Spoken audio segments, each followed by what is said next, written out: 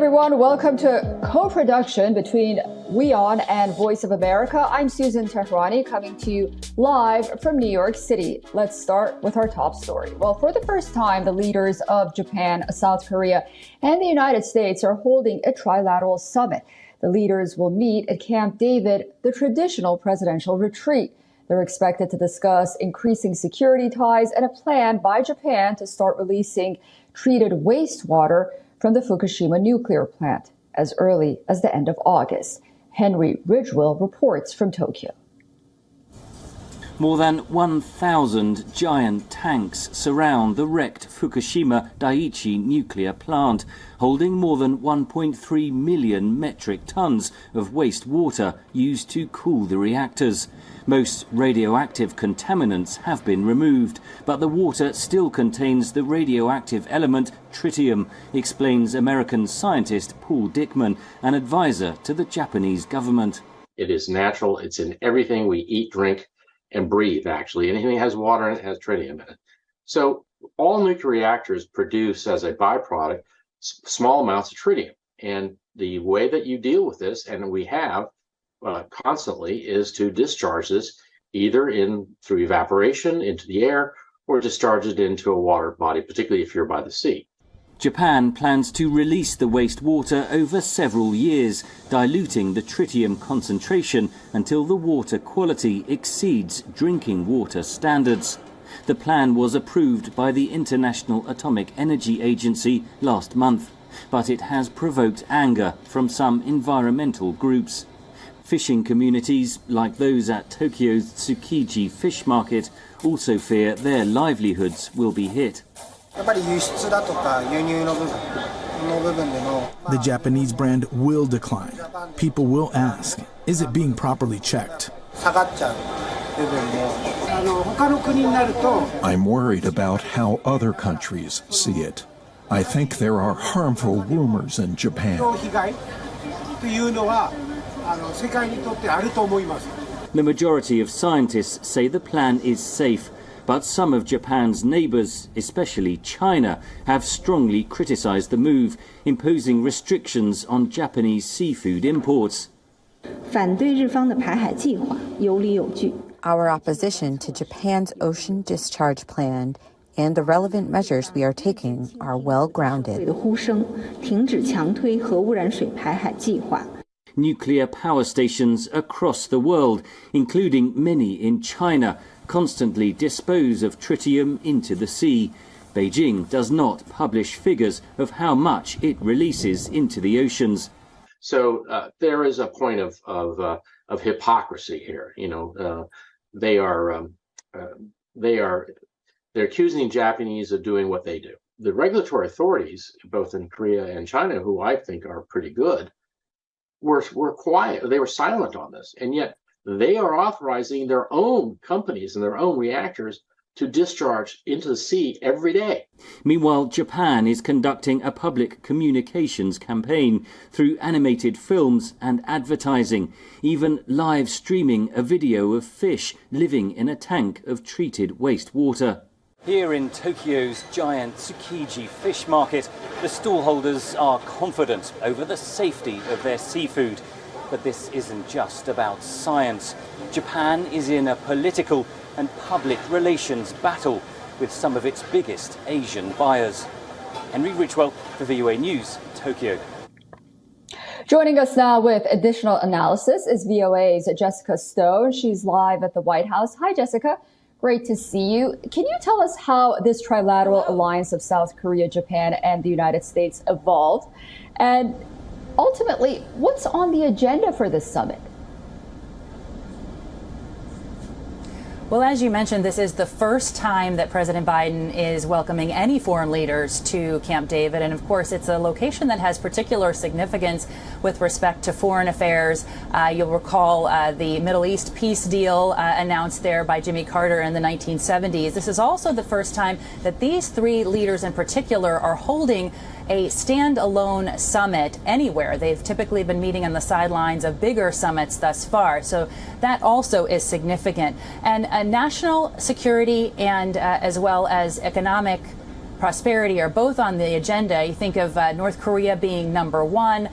They, of course, in recent days have set off additional ICBMs, missile tests, and Beijing's backing of North Korea is also at issue, as well as its increasingly aggressive and assertive moves in the South China Sea, as well as in the Taiwan Straits. The White House really is looking here for a durable framework for Indo-Pacific strategy in which it could incorporate Japan, South Korea into bigger organizations like the Pacific Islands, like ASEAN, like AUKUS, like the Quad. And so this is another effort to continue countering China in the Taiwan Strait and the region. And also on the subject of economic cooperation, we're looking at possibly getting an agreement on supply chain resilience. The White House says they want this to outlast any future presidents. And you also asked the road to get here. This is a moment really that's unprecedented in South Korea-Japan relations. Japan, of course, ruled South Korea for 35 years in the early 1900s, culminating at the end of World War II with the Japanese surrender. And they have had a long road to hoe with respect to overcoming historical differences, but now they have common enemies in the form of Russia, North Korea, and China. Susan? Great. Yeah, definitely a fragile relationship, and perhaps rapprochement may be the best way at this time. Jessica, stay with us. Thanks for that analysis as we move on to the Iowa State Fair. It wraps up on Sunday. It's a unique opportunity for Republican candidates to court voters who will be the first in the nation to choose their preference for the party's presidential nominee in next year's election. VOA's Kay Faribault has more from Iowa. Over 1 million people visit the Iowa State Fair each year. But Cedar Rapids resident Rick Stewart isn't at this year's event to see the life-size cow made of butter. He's here to perform a civic duty. It's a chance to see all the candidates for president, and I feel it's a personal obligation as an Iowan to go and do my homework because the rest of the country is relying on us to caucus intelligently next January. Incumbent President Joe Biden is the likely nominee for Democrats in the 2024 presidential election, and polling shows former President Donald Trump leads the Republican side. I'll be honest, I'm a Trump supporter, but I want to hear what the other people have to say. Iowa voter Celia Criswell had a choice location in the front row at the Des Moines Register's political soapbox stage. We've given them $100 billion. Which gives candidates like Miami Mayor Francis Suarez so what I'm going to do and businessman Perry Johnson, both significantly trailing Trump in polling, a chance to make their campaign pitches. I want to hear what other people have to say and see if they're good candidates. And maybe in 2028, some of these people would be good for the presidency, and maybe they're good for a vice president right now. Trump has visited Iowa fewer times than others seeking the nomination, yet still enjoys strong support among Republican voters. While most candidates appeared at the soapbox or attended Iowa Governor Kim Reynolds' Fairside Chats, Trump declined, preferring to visit the fair for a few hours on Saturday to walk among cheering crowds. Terry Rumpf traveled from Indiana, specifically looking for an alternative to Trump. The comparisons with Biden in terms of age is not a good thing.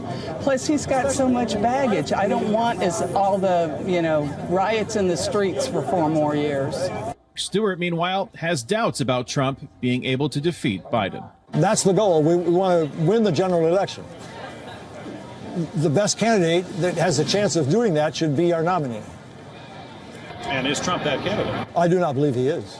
University of Iowa political science professor Tim Hagel says Stewart is not alone in his doubts. Quite frankly, that seems to be the attitude of a number of Republicans, but not enough at this point to basically shift the momentum to some of the other candidates. Hagel says doing well in Iowa's caucus is critical for those hoping to overtake Trump for the nomination, like Florida Governor Ron DeSantis. DeSantis really has to do well in Iowa, at least a very strong second for him to have any viability going forward.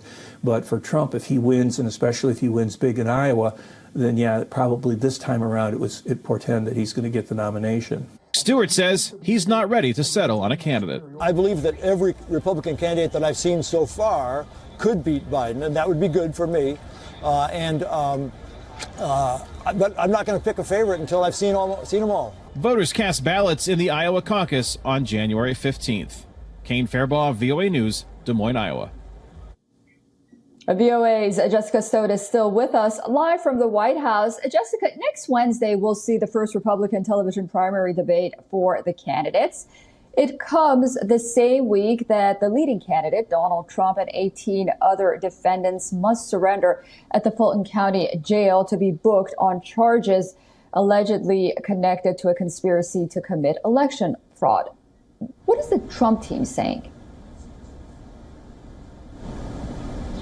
Well, Donald Trump, of course, has taken to social media almost immediately after the indictments were announced earlier this week, calling the Georgia Attorney General who is prosecuting him on state charges, quote, out of control and corrupt. And he also immediately offered to hold a press conference on Monday in which he would refute the charges of election fraud point by point, offer a big report. He has since canceled that press conference on Monday, he says, on the advice of his attorneys. But clearly, in 3 years, we have not seen any definitive evidence of election fraud on the scale that would be necessary to overturn the election in Donald Trump's favor. In fact, 60 court rulings in multiple states over the past 3 years found that his claims had no merit or legal standing. As you said, he is supposed to surrender sometime next week by August 25th, which is next Friday. But the calendar is really stacking up against him with respect to his criminal and legal concerns, jutted against all of the campaign appearances and campaign activities that he needs to make. For example, he also has an order to appear on the third indictment. We're now at 4 indictments, so it's hard to keep track. Third indictment on Monday, August 28th. Somewhere in there, he's supposed to be campaigning. There are the Iowa caucuses. There are the New Hampshire primaries. There is, as you said, the debate next week, which at this point he is not expected to appear at, not only because of the calendar issues, but also he has not agreed to that pledge that he would support the eventual nominee, which is mandatory for any participants in that GOP primary next week. Susan? Yeah, you know, Jessica, after each of these indictments, we keep seeing a bump in opinion surveys for the former president and current Republican presidential hopeful Donald Trump. But other polls suggest that Trump is truly vulnerable going into the general elections, where he would have to win the hearts and minds of some independents, at least, and Democrats as well. What can you tell us about that?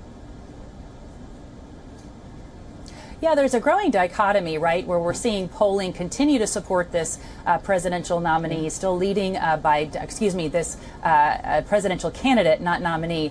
He's leading by double digits against people like Ron DeSantis, the governor of Florida, or Chris Christie, the former governor of New Jersey. But he does have vulnerabilities when it comes to the general election. We had this AP poll come out this week in which it said 53% of all the voters surveyed will not support Trump if he is the GOP nominee. 63% of Republicans, though, do want Trump to run again. That was taken before the 4th indictment, so we'll have to see how the polling changes, if at all, going into the next political cycle. The political polling website 538 looked at Trump's favorability ratings, and that's where he's suffering. We see this correlation between each indictment, Susan.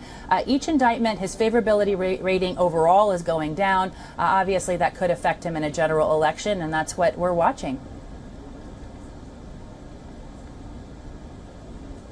Great. Well, thank you so much for that. Jessica Stone joining us live from the White House. Have a great weekend, Jessica, and I'll talk to you again very soon.